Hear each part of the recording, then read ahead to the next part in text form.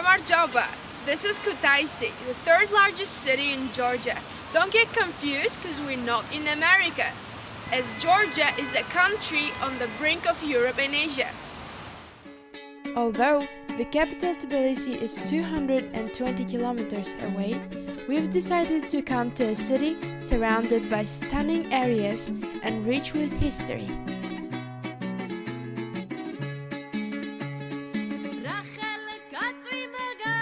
Kutaisi is one of the most ancient cities in the world and was first built on the banks of the river Rayani. It was mentioned as far back as 3,330 years ago in the famous Greek poem Argonautica. Kutaisi is an old city, and it can be seen as you walk around the streets that there is a village feel to it. It is surrounded by mountains and is known as the Green City in summer for the nature around, although we're here in winter, so you might see more white than usual.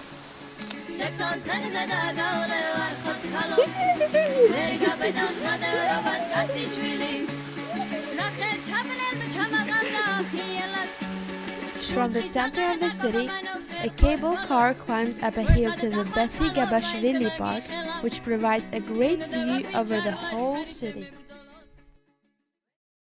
Georgia itself is famous for caves, with it claiming the right to deepest cave in the world.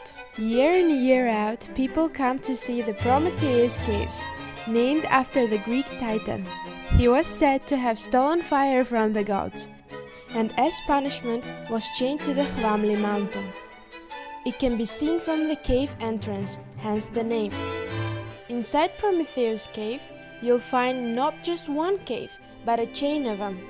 Lots of natural doors lead to different holes and entrances, winding their way deeper and deeper into the darkness. The overall length of the caves span an incredible 22 kilometers. However, only 1.4 kilometers of them are available to walk through. The rest are inaccessible. The trip around the cave is guided though, and takes 50 minutes to go around. When you enter the caves, you'll notice a very high amount of wetness. Because the caves are underground and unaffected by the weather, you'll find that the temperature is always 14 degrees Celsius. Large caverns are found throughout the caves, and there are 17 in total. Here you can find special formed stalactites and stalagmites, frozen stone waterfalls, and even an underground river and lake. The stalactites and stalagmites grow here because of running water dripping from the roof of the cave. The water contains calcite, a mineral that over time builds up and shapes these icicle-shaped pillars. This is the reason these spectacular forms are often found in pairs. These aren't the only things that give the caves a mystical feel though. Lights have been placed to brighten up the rocky formations, and caverns have classical music playing in every part. One room plays music of composer Giaconcelli, a Georgian composer, to give the place a local feel. Be careful you don't get lost if you go in winter, as bears have been known to hibernate in these caves. Wouldn't want you to get eaten. Visits to the caves cost 7 lari and 3.5 lari for students. It's open from 10 a.m. until 5 p.m. all year round, apart from on Mondays. After the caves you'll get hungry, and the best place to come is Bungalow. It ties in perfectly because it's themed like a cave.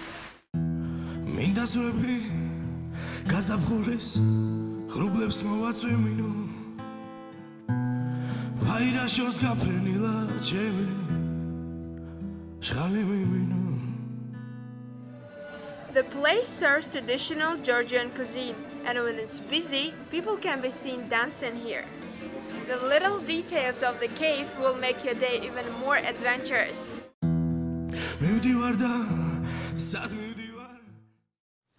If you fancy a trip outside the city, a picturesque valley of Chiatura is the perfect place to go.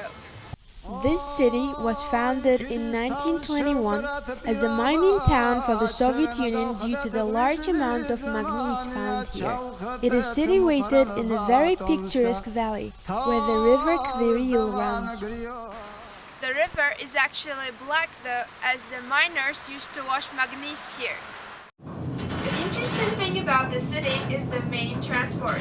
Here you will find lots of cable cars. These cable cars were built to make it easier for workers to travel up and down the hilly gorges on their way to the mining sites they worked at. Parts of the city are 100 meters above the center, so that's why the Soviet Union built them. In the past, 38 lines ran all over the city, but nowadays only 10 lines are in function for passengers. Regardless of this, it is still the second longest route in Europe. Most are free of charge to use, but the ones that cost traditionally keep the small fares that work out at less than a fifth of a lari.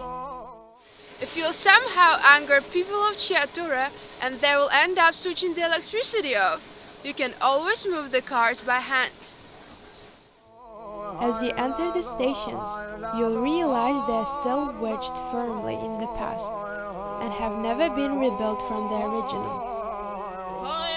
As you might expect, many of the buildings here are actually abandoned. There used to be 30,000 people living here, but now only 14,000 reside. At the end of the 80s, mines were shut, wages were reduced, and people left looking for a better life elsewhere. The people that stayed, though, started painting the buildings they lived in to please the eye and give the city an element of brightness. Buses to Chiatura from Kutaisi cost 6 lari and run regularly every day between 7:20 a.m. and 5 p.m. Another thing to visit is the Stairway to Heaven, the Katskhi Pillar. It is 10 kilometers from Chiatura. This is a 40-meter natural limestone monolith that has a church on top of it. And the most amazing part is, someone lives here. Maxim, a 59-year-old monk, has lived here for 20 years. It's amazing because the first 2 years he lived in a fridge. The cottage and church were built after. He has many followers nowadays, with a monastery at the foot of the rock, and twice a week they winch supplies up to him. This is because there is only a rusty ladder put in by a climber in 1944 to get up and down. If he wants to come down, it takes 20 minutes long. Generally, only followers of God and priests are allowed up by Maxim, and strictly no women can visit.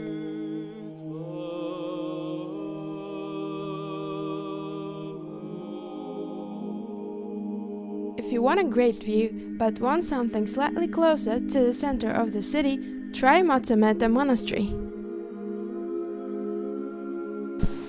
Only 6 kilometers from the city center, it can be considered within running distance.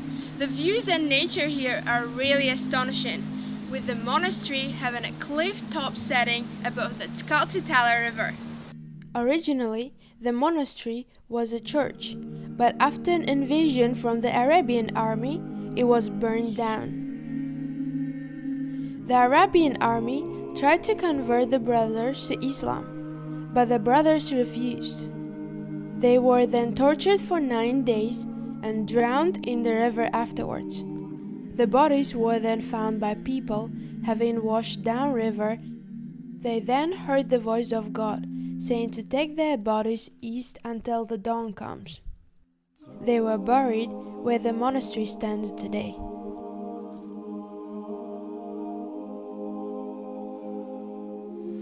More bad luck for the brothers, and when the Soviet Union came, they pulled their bodies from the grave, attached them to the horses, and dragged them until Kutaisi.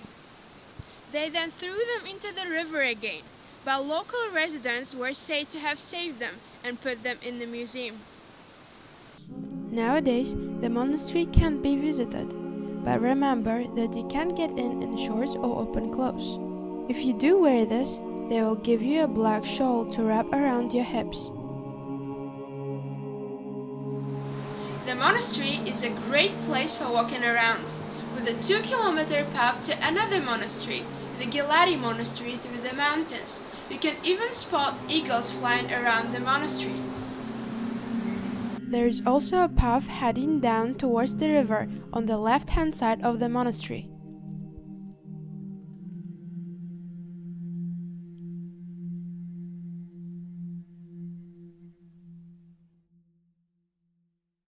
Hachapuri is the local food here in Georgia.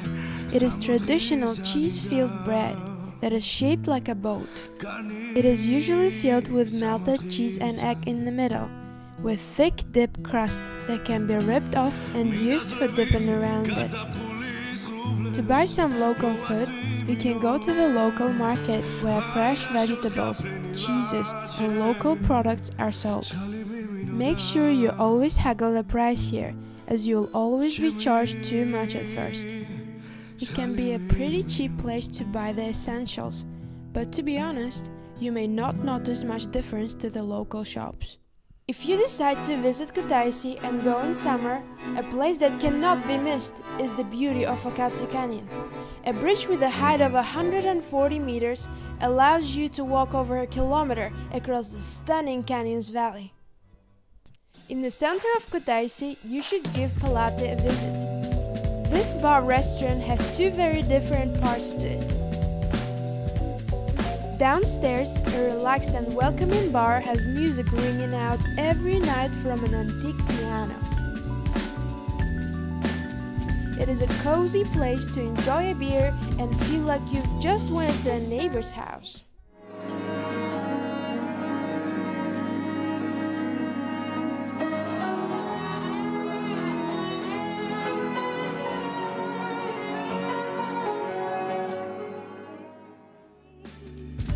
Upstairs, the restaurant serves good food and has a welcoming home theme across the room. Once a week, they also have music playing here.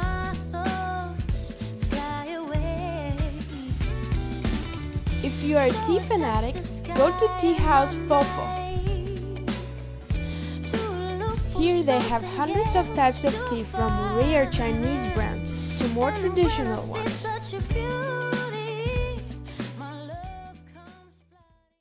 We hope you enjoy your stay in Kutaisi. Don't forget to subscribe to our channel below for all the tips and tricks of many more hidden cities that we will explore. The leaves whisper sweetly.